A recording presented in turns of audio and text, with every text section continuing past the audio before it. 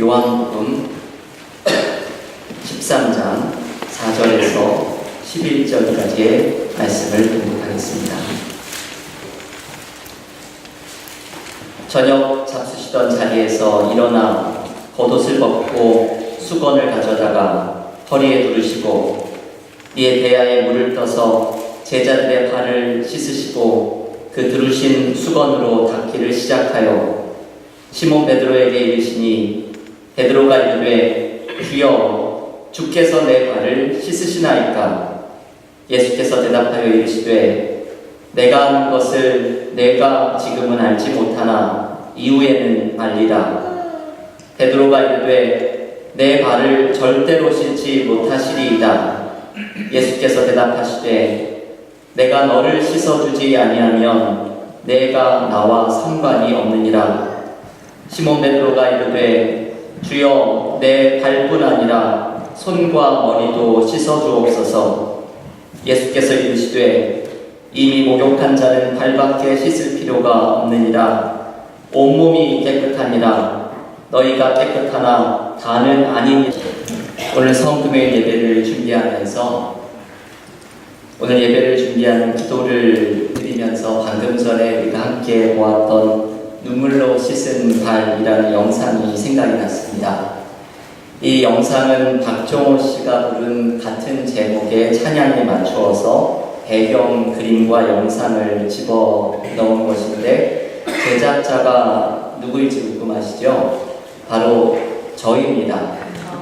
꼭 제가 만든 것은 물론 아니지만요. 한 10년 전에 제가 목회했던 교회에서 한 집사님과 함께 만들었습니다. 어쩐지 뭔가 좀 조잡한 느낌이 좀 있었죠. 그래도 이 영상을 만들려고 그 집사님과 함께 몇 날 며칠을 몇 번을 만났는지 모릅니다. 뭐 몇 주 동안을 기획을 하고 이걸 만드는 데는 거의 합숙하는 수준으로 만나가지고 이 영상을 고생해서 만들었던 영상입니다. 이 찬양에 보면 후렴에 이런 가사가 나오죠. 향유보다 많은 눈물로 나는 주의 발을 씻고 눈물보다 많은 피 흘려 주는 내 죄를 씻네. 이게 너무나 중독성이 있는 가사입니다. 이 가사를 듣고 제가 은혜를 받아서 이 찬양을 영상으로 만들어야겠다는 생각을 했습니다. 여러분, 이 찬양은 성금요일 예배에 들어보기에 너무나 맞는 찬양이면서 이 찬양을 묵상을 하면 예수님의 세족식의 장면이 생각이 납니다. 오늘 그래서 이 성금요일 예배에 세족식의 요한복음 13장의 이야기를 함께 나누게 되었습니다. 이 세족식의 장면은 바로 십자가의 의미를 잘 보여주는 상징적인 사건입니다. 오늘 요한복음의 세족식 말씀을 묵상을 하면서 오늘 이 2019년 성금요일에 우리에게 주시는 두 가지의 은혜를 함께 묵상하려고 합니다. 첫 번째는 오늘 이 성금요일 저녁 우리는 주님께 나의 더러운 발을 내밀어야 한다는 사실입니다. 오늘 본문에서 베드로는 처음에 주님께 발을 내밀지를 못합니다. 본문 요한복음 13장 6절은 이렇게 말을 하죠. 시몬 베드로에게 이르시니 베드로가 이르되 주여 주께서 내 발을 씻으시나이까? 여러분, 베드로는 손사래를 치면서 주님께 발을 내어놓지 못합니다. 사실 베드로의 마음이 충분히 이해가 됩니다. 어떻게 스승에게 그 더러운 발을 씻겨달라고 내밀 수가 있겠습니까? 제가 처음으로 세족식을 했던 이야기를 해드린 적이 있습니다.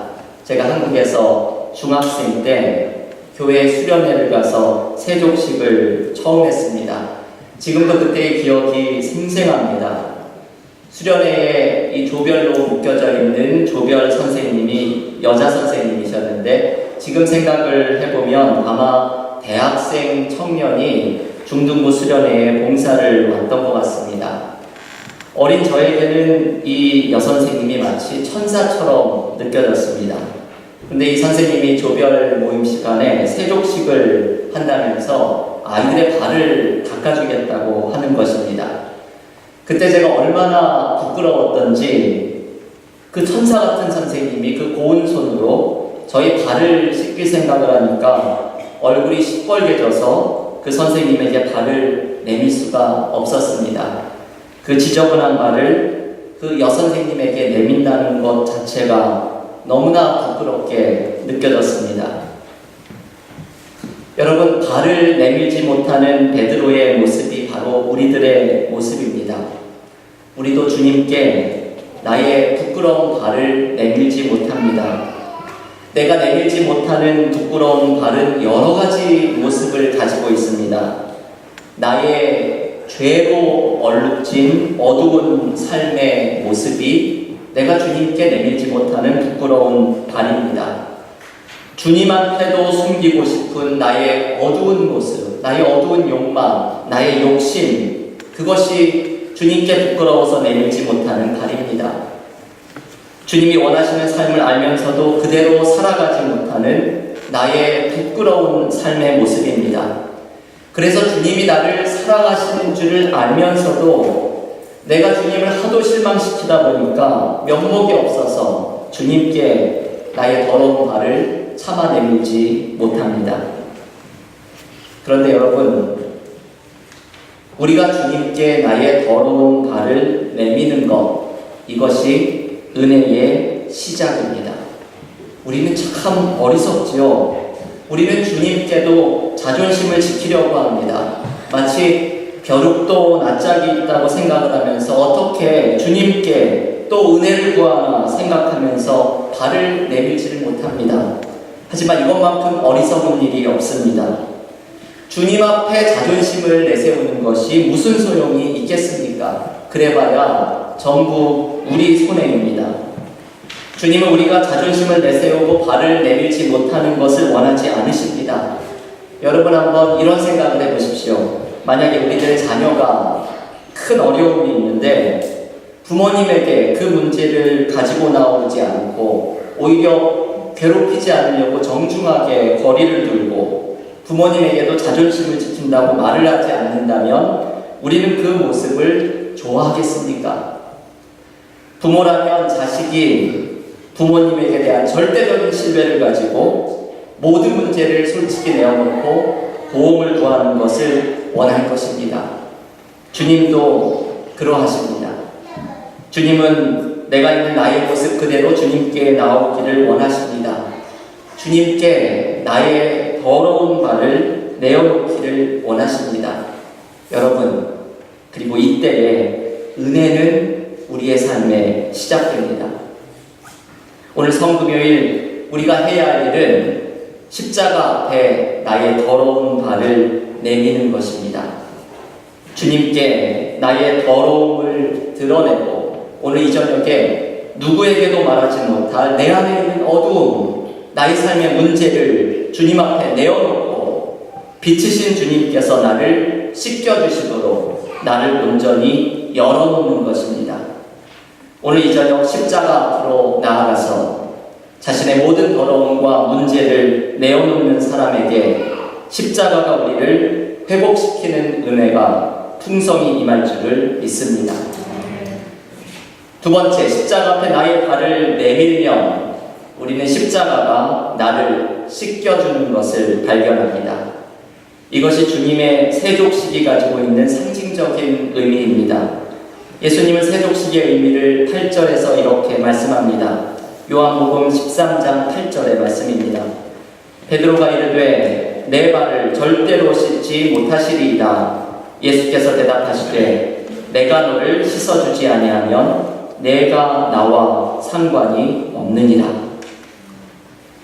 여러분, 이 말씀, 주님이 발을 씻겨주지 않으면 너는 나와 상관이 없다, 이 말씀은 무슨 의미입니까? 예수님은 이 세족식이 단순히 발을 씻겨주는 것을 넘어서서 보다 근본적인 중요한 상징적인 의미가 있다는 것을 암시하면서 말씀합니다. 그 숨어있는 의미는 바로 십자가입니다.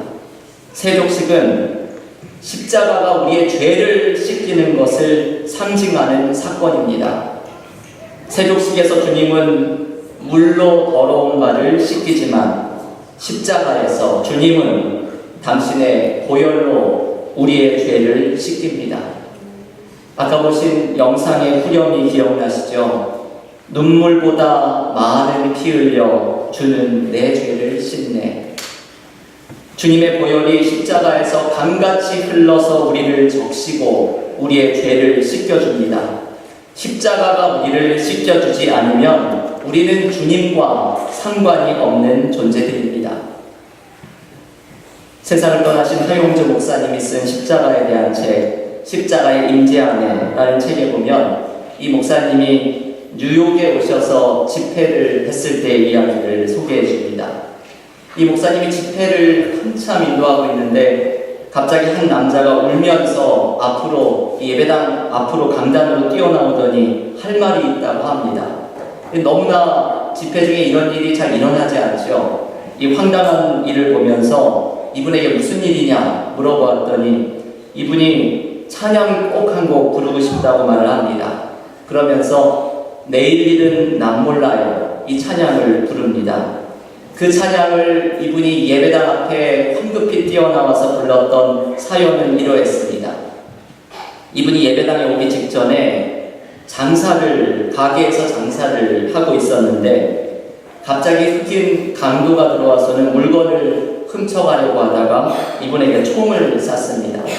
그런데 이 총알이 이 사람의 머리 위로 살짝 비켜서 지나갔습니다. 그래서 이분이 깜짝 놀라서 교회로 달려와서 내일 일은 안 몰라요. 오늘 이걸 경험한 거죠. 내일 일은 안 몰라요. 찬양을 하며 간증을 한 것입니다. 이 사람은 그날 죽을 뻔한 것이 살아난 경험을 하였습니다. 이 이야기를 하용조 목사님이 전해주면서 이렇게 말을 합니다. 여러분, 우리는 모두 죽을 뻔한 일을 많이 경험합니다. 이분처럼 총에 맞아 죽을 뻔하기도 하고 교통사고가 나서 죽을 뻔하기도 하고 큰 병에 걸려서 죽을 뻔하기도 합니다. 그런데 여러분 사실 우리 모두는 진짜 죽을 뻔한 사람들입니다. 우리는 죄로 인해서 모두 죽을 뻔한 사람들입니다. 하지만 십자가가 죽을 뻔한 우리를 살려주신 하나님의 놀라운 사랑이 나타난 사건입니다. 여러분 이것이 바로 십자가의 의미입니다. 십자가는 죄로 죽을 뻔한 우리 모두를 살려주신 하나님의 놀라운 사랑이 나타난 사건입니다. 신약성경 에베소서 2장 1절부터는 죽을 뻔한 우리를 살려주신 하나님의 사랑을 이렇게 노래합니다. 여러분 한번 이 말씀 잘 들어보십시오. 예수는 허물과 죄로 죽었던 너희를 살리셨도다. 전에는 우리가 다 육체의 욕심을 따라 지내며 본질상 진노의 자녀였더니 긍휼이 풍성하신 하나님이 우리를 사랑하신 그 큰 사랑을 인하여 허물로 죽은 우리를 그리스도와 함께 살리셨도다. 네. 여러분 이것이 십자가에서 일어난 일입니다. 본질상 진노의 자녀였던 우리를 죄로 인해서 죽을 수밖에 없었던 우리를 십자가의 은혜로 살려주신 것입니다. 구약성경 스가랴는 십자가에서 터진 구원의 샘을 이렇게 노래합니다. 스가랴서 13장 1절의 말씀입니다. 그날에 죄와 더러움을 씻는 샘이 다윗의 족속과 예루살렘 주민을 위하여 열리리라. 아멘. 여러분 이 말씀 예루살렘에서 죄와 더러움을 씻는 샘이 터진다는 스가랴 13장 1절의 예언의 말씀입니다. 바로 예루살렘의 골고다 언덕에 선 십자가입니다. 십자가에서 우리의 죄를 씻는 사랑의 샘이 터집니다. 교회 여러분, 우리는 오늘 이 십자가 앞에 서야 합니다. 십자가 앞에 서보면 십자가가 우리의 죄를 씻깁니다. 십자가가 우리의 문제를 치유합니다. 십자가가 사망의 권세를 꺾어냅니다. 십자가가 우리를 살립니다. 오늘 성금요일 십자가 앞에 서서 나의 더러운 발을 모두 주님 앞에 내밀고 우리를 씻기시는 주님의 사랑을 경험하는 믿음의 교우들이 되시기를 간절히 기원합니다. 아멘.